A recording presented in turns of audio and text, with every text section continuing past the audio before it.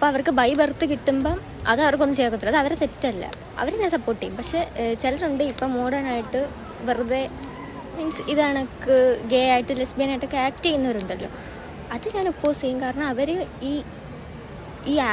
ഈ actual by birth ഗേ ലെസ്ബിയനായിട്ടൊക്കെ ജനിക്കുന്നവർക്ക് ഒരുമാതിരി means ഒന്നാം സൊസൈറ്റി അവരെ ക്രിട്ടിസൈസ് ചെയ്യും. അപ്പോൾ ഇങ്ങനെ ആക്ട് ചെയ്യുമ്പോൾ അത് ആ ക്രിറ്റിസിസം കൂട്ടത്തേ ഉള്ളൂ എന്നാണ് എൻ്റെ അഭിപ്രായം.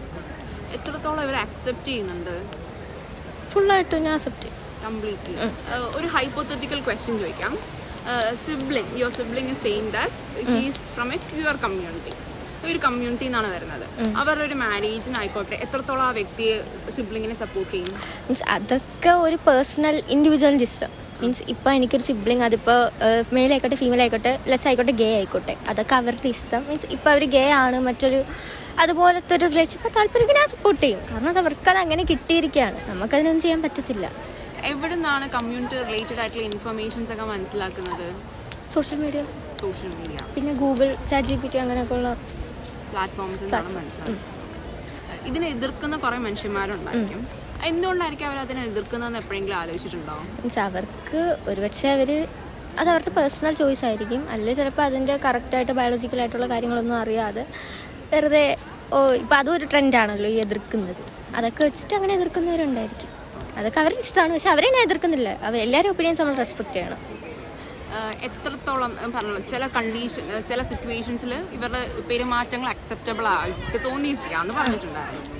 ഏതൊക്കെ സിറ്റുവേഷനിലാണ് ഇവരുടെ പെരുമാറ്റങ്ങൾ അക്സെപ്റ്റബിൾ ആയിട്ട് തോന്നുന്നത്? മീൻസ് അവർക്ക് പ്രൈവറ്റ് ഫേസിലൊക്കെ ആകുമ്പോൾ അക്സെപ്റ്റബിൾ ആയിരിക്കും, പക്ഷെ ഒരു പബ്ലിക് ഫേസിൽ എല്ലാവരും ഒക്കെ ഉള്ളപ്പം ഇത് നമ്മുടെ മൊറാലിറ്റീനെ ഈ ഒരു കമ്മ്യൂണിറ്റി വല്ലാണ്ട് ബാധിക്കുന്നുള്ള സ്റ്റേറ്റ്മെന്റ്സ് ഇപ്പോൾ വരാറുണ്ട്.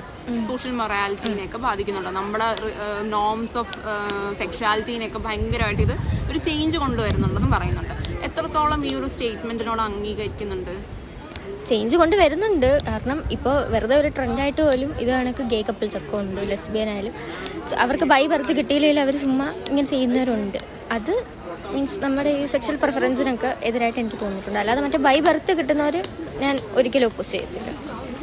മൊറാലിറ്റീനെ ഇത് ബാധിക്കുന്നതായിട്ട് എപ്പോഴെങ്കിലും തോന്നിയിട്ടുണ്ടോ? നമ്മുടെ സ്റ്റാൻഡേർഡ്സ് ഓഫ് ലിവിങ്ങിനെ തോന്നിയിട്ടില്ല, ഞാൻ അതിനെപ്പറ്റി വളരെ ചിന്തിച്ചിട്ടില്ല.